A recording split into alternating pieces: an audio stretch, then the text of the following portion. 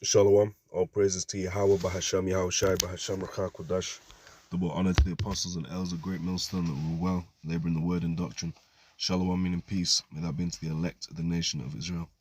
Now, this is Revelation chapter 14, verse 8. It says, And there followed another angel, saying, Babylon is fallen, that great city, because she made all nations drink of the wine of the wrath of her fornication. And we're going to go into these words, wine, wrath, and fornication, because we're going to see what is the purpose, or what is the reason that the Heavenly Father has purposed for Babylon the Great to fall.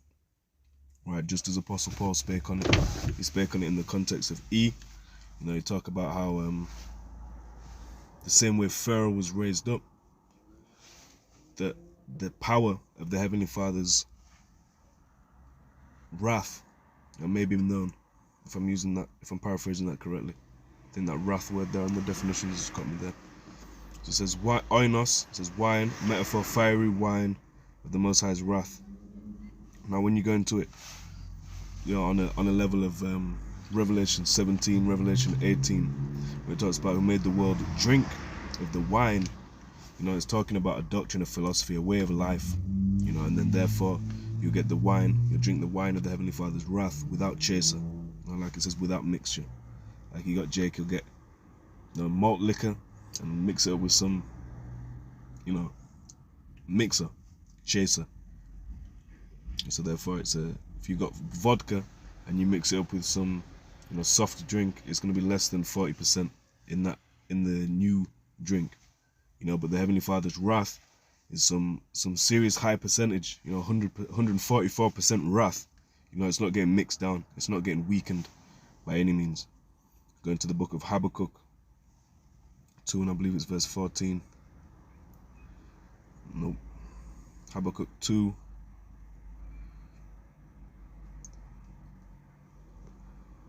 Bear with me.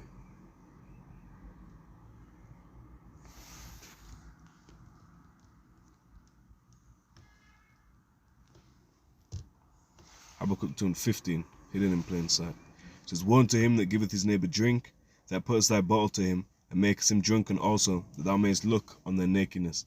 You know, when you drink literal wine, literal alcohol, it puts you in a different state of mind. You know, it talks about gladness of the heart, but it also talks about wine in excess bring bitterness, quarreling, reproach, paraphrasing that. Now, so giveth him drink, so giveth him shakwa. It says to give him drink, irrigate, drink, water, cause to drink, to water, irrigate, to water, give drink, to be watered, variant. And so to give, you know, it's not hydration. You know, E gives you light, there's dark light. E gives you hydration that dehydrates you. Right, that bottle, that's the word chamath. It says bottle water skin, so to give the vessel for the alcoholic beverage and makes him drunk, shakar. It says to be or become drunken, be intoxicated, and that's what it's talking about, an intoxicated state of mind, right? You no longer think soberly, meaning in the scriptures, you no longer think soberly based on what he has taught us. You know, and when we come to this truth, we have our brain washed. Our once dirty brain, we get it washed. It says to become drunken, to make drunken, cause to be drunk, to cause to be drunk, to make oneself drunk. Right, but he's making other people drunk. He's making other people intoxicated. So when you read about the wine, you know, of Babylon the Great, that's how these other nations became, you know, new style Hellenized, Edomized. Right, Revelation 14 and 8, and they followed another angel saying, Babylon the Great is fallen. Sorry, Babylon is fallen, that great city, because she made all nations drink of the wine of the wrath of her fornication. And now look into the word for wrath. There's a word thumos. It says passion, angry heat, anger forthwith boiling up, and soon subsiding again. Glow, ardor, the wine of passion, inflaming wine. Now bear with me, I have to pause this. Alright, Salachia. So getting back into this, the wrath, I think we've read all that. Anger forthwith boiling up and soon subsiding again. You say Heavenly Father's wrath is not going to subside again. You know, it's not going to subside full stop. Right, the wrath that they've given or caused the Heavenly Father to rise up, you know, if there's sins reaching up to the heavens, it's not going to stop anytime soon by any means. Okay, it says, Glow ardor, the wine of passion, inflaming wine, which either drives the drinker mad or kills him with its strength. And now, the wrath, the Babylon's coming with the wine. The wine is definitely going to cause them that drank the wine of the fornication.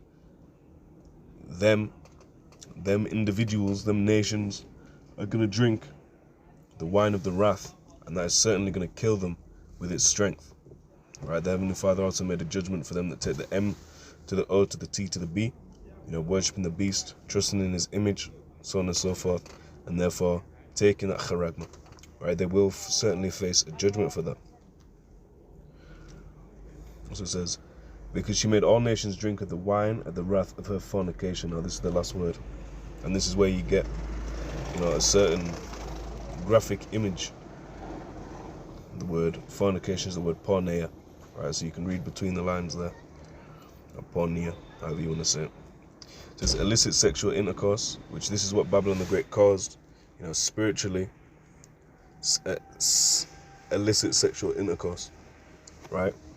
Like it says, the invention of idols was the beginning of spiritual fornication. So Babylon pushing out idolatry, causing people to drink of this new philosophy, this new idea, this new way of life that is certainly, adversarial to themselves, especially to Jake, but even to these other nations. There's no profit in it, there's no benefit. Only benefit is the money, the merchandise, like it talks about in Revelation, the 18th chapter. That's why all these nations put up with Babylon, man. For money. Why is this written? The love of money is the root of all evil. People commit idolatry. People get into sorcery, witchcraft. All of this for the money. The love of money is the root of all evil. People say money is the root of all evil. The scriptures talk about money answering all things. Well, the love of money is the root of all evil.